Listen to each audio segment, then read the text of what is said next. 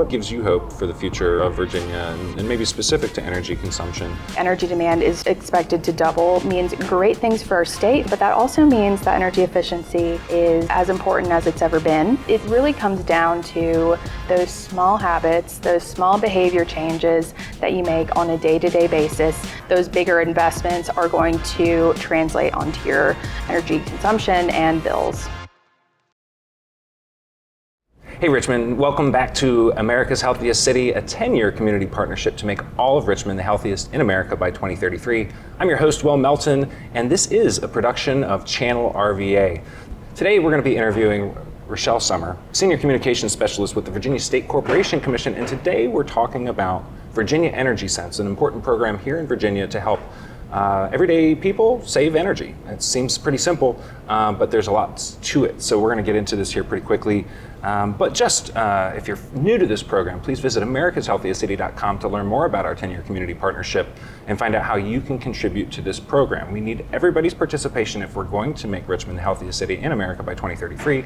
There's ways that you can get involved, small and big, and we'll talk about some of those as this program goes on. But without further ado, Rochelle, thank you so much for joining us, and I'm so excited about this conversation. Thanks for having me, Will. I'm excited to be here. Well, I start the question off with everybody who comes on this show, because this is about Richmond. I know a little bit about you, but I don't know, are you a native to Richmond, or did you come to Richmond, and if so, what brought you?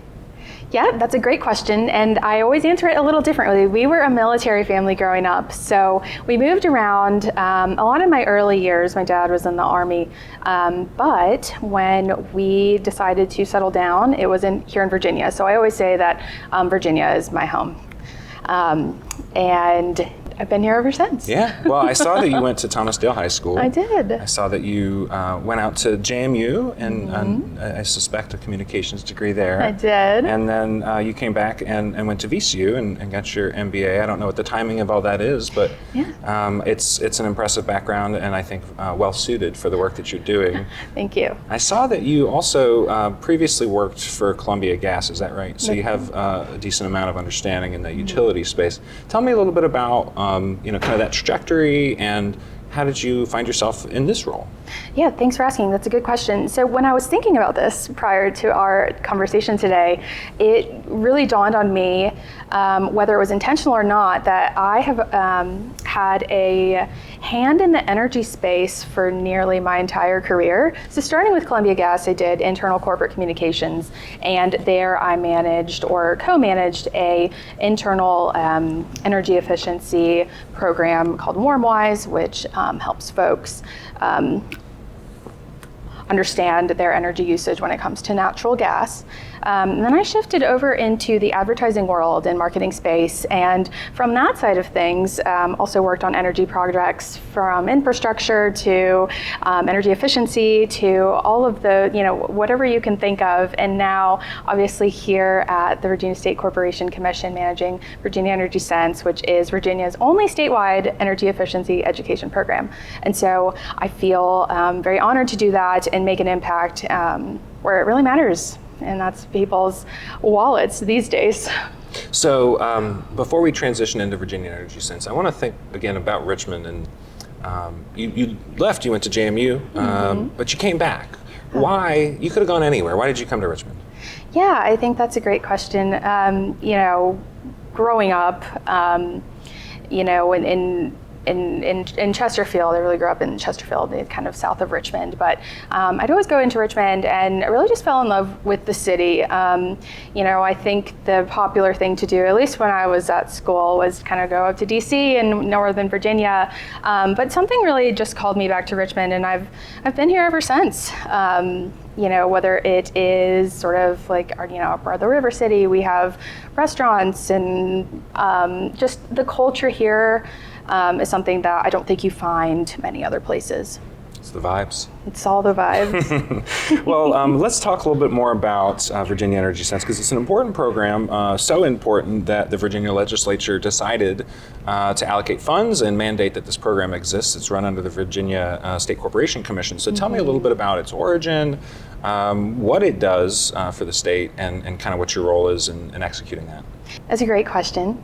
We are Virginia's only statewide energy efficiency education program, and we are a program that is dedicated in the Virginia State Code. So what that means is we really look to serve Virginians by providing free resources, free education in ways to help them understand their energy usage, but go a step further and provide ways that they can lower their usage in free, low-cost ways that will result in energy savings and lower utility bills. We all like to save money when we can, so I'm all for it, and I want to learn a little bit more about how you guys approach this work and how you effectively change behavior, because that's essentially what you're having to do. Correct, yes. So we work with a local advertising firm here in town to really run a multi-channel campaign, essentially, Value Your Power, if you're familiar with that. So we have a spokesplug. His name is Jack, and what he is an outlet who has a very snarky tone and voice and really helps people create these bite-sized information bits that are going to sort of sink in to the everyday folks. So we have a number of free resources on our website, ranging from helpful seasonal tips to if you're looking to complete more sizable projects in your home, we have a comprehensive list of incentives and rebates that are sponsored by utility companies, the federal government, state government, and just a number of free, easy to do, easy to use resources that can really span all audiences. So all about saving money at the end of the day.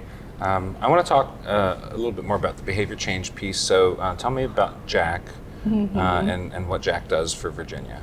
So Jack is our talking spokesplug for our Value Your Power campaign, and his role is really to create these bite-sized pieces that are going to maybe resonate with folks. And a lot of his role is to obviously he's in your home, he's in your workplace, in any outlet plug.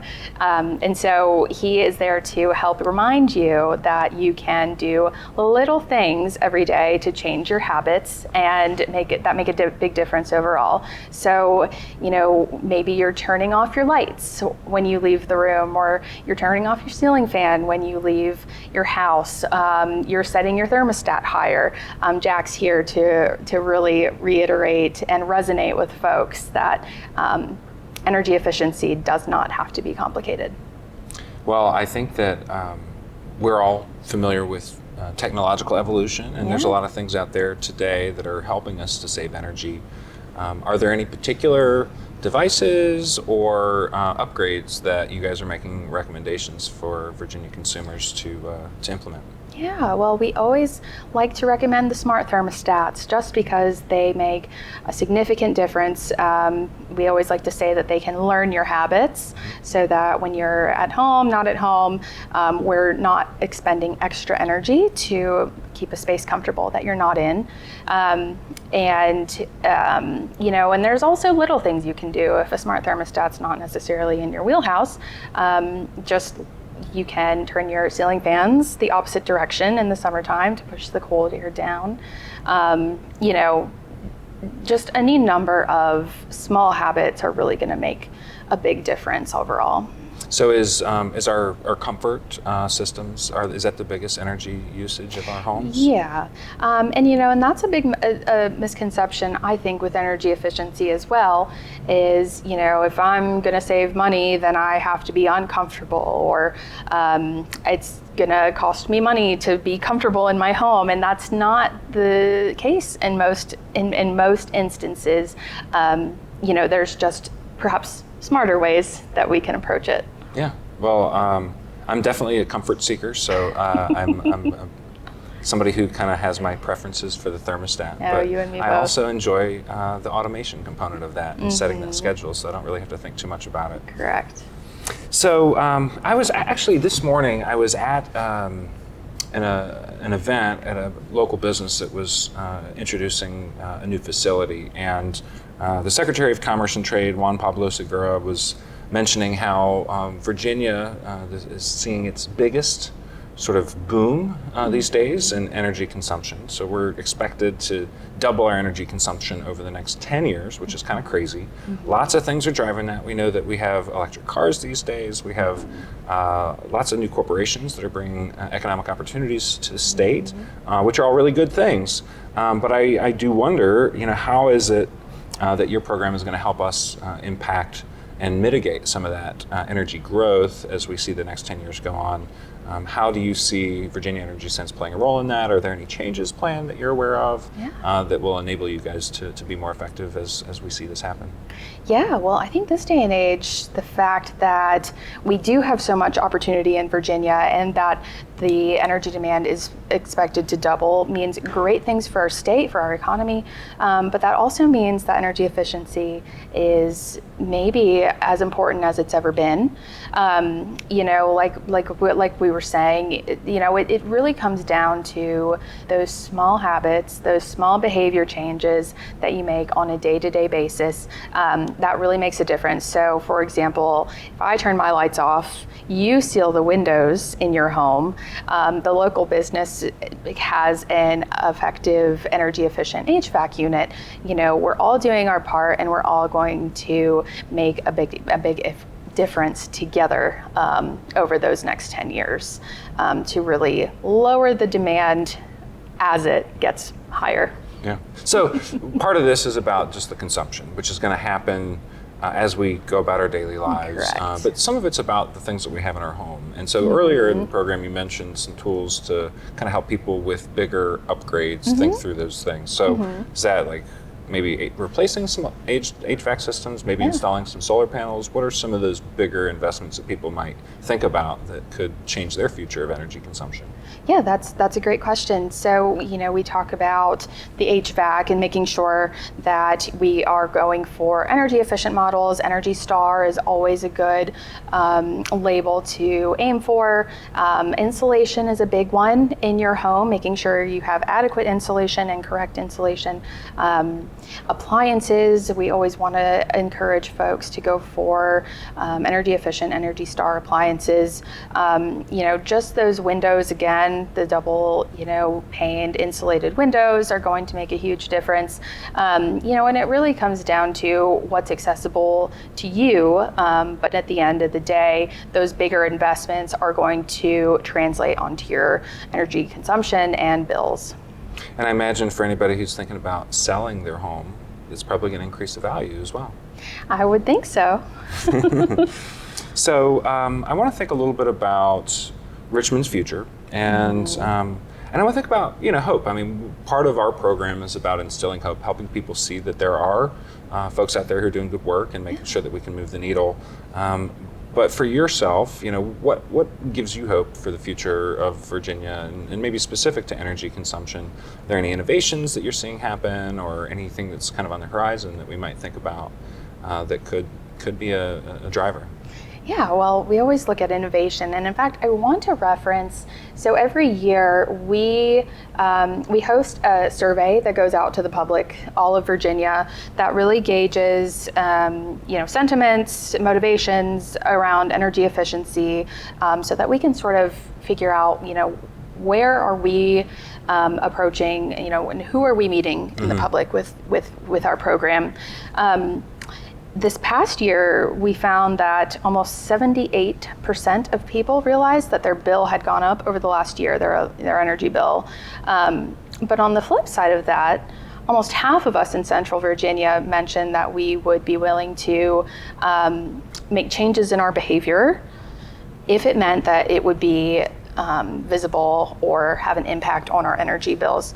And so for me, that gives me a lot of hope in that there's interest in it, that there is awareness of it, and that we have the opportunity to make an impact on everyday behaviors and the overall consumption of energy in our state. And so when you talk about innovation, I think just going back to the equipment that's available, that I think industry in general is moving toward energy efficiency. But again, I also don't want to create the, I don't know, sentiment that energy efficiency has to be the crazy fancy smoke and mirrors and whistles, bells and whistles is what I mean. That it really just comes down to you and me every day in our homes and being conscious of what we're doing and how we're using our energy. Well, I have a question for you. Maybe you guys don't ask it in your survey, but it seems like what motivates a lot of people is the bottom line, our pocketbooks.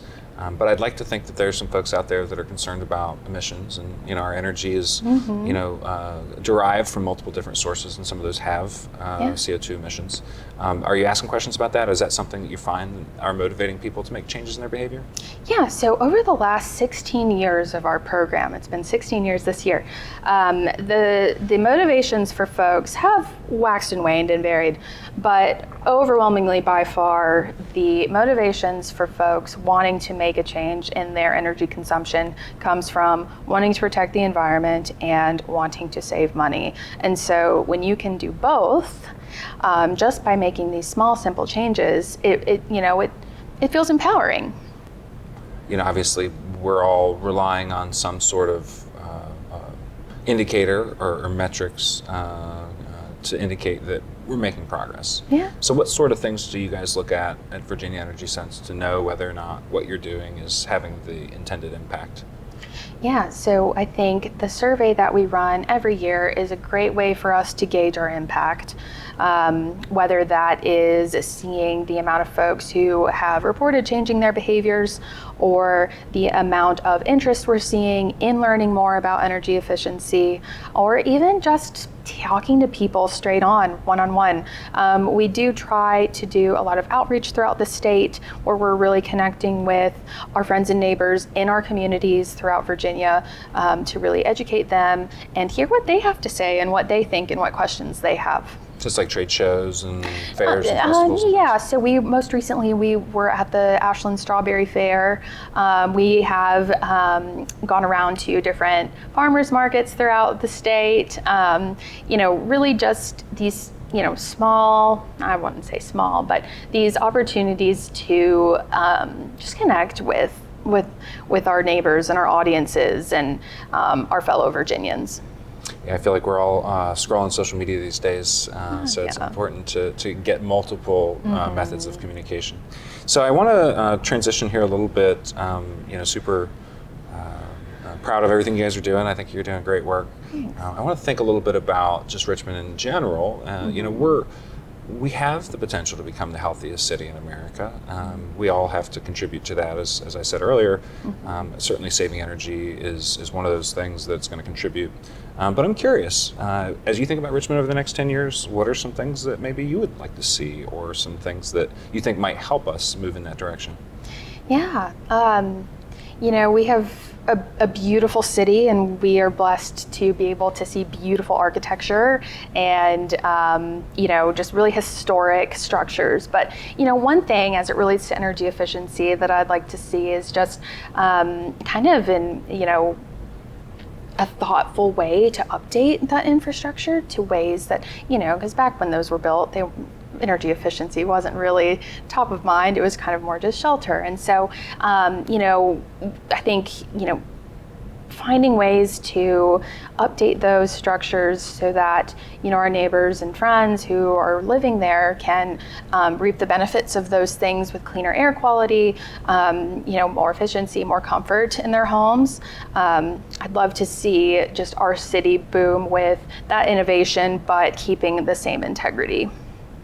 You drive me to think about something else that's related to all this, and we go back to that comfort piece.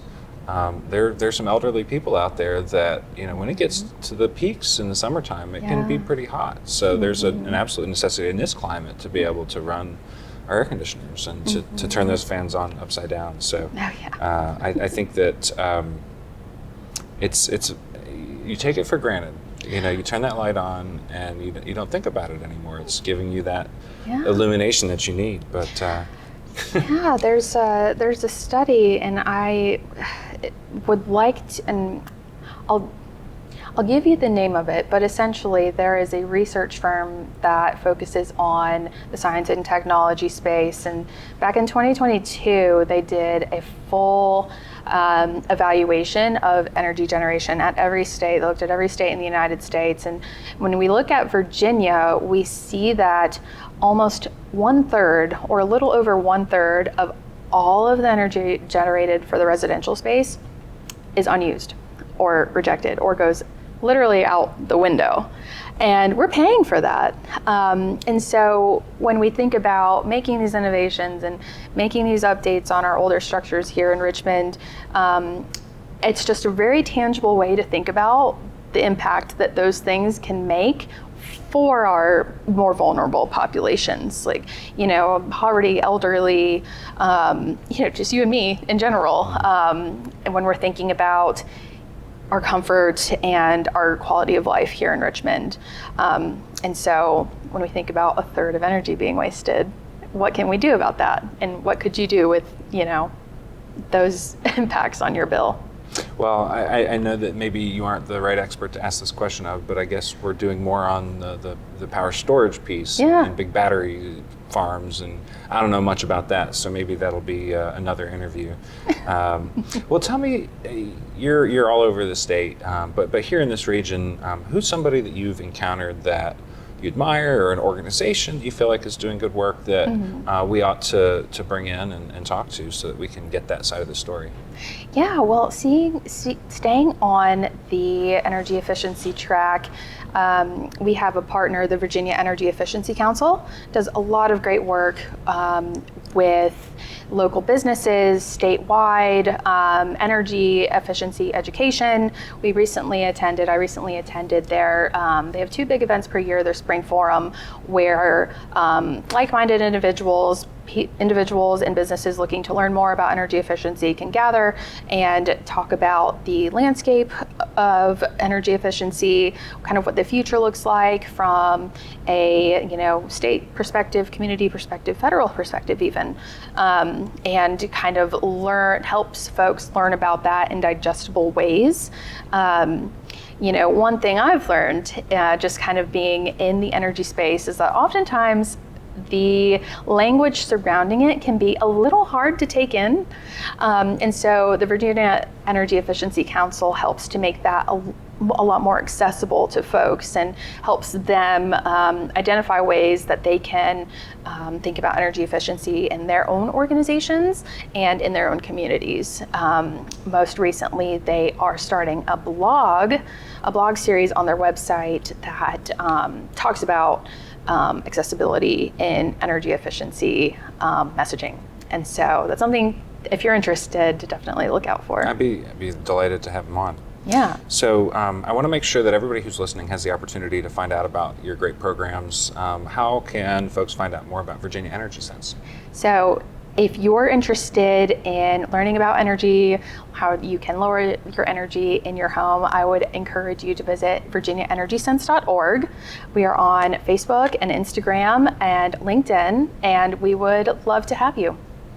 Well, I really appreciate this opportunity to learn more about energy efficiency in Virginia, and especially as it pertains to the things that we're doing on a daily basis to be able to impact that.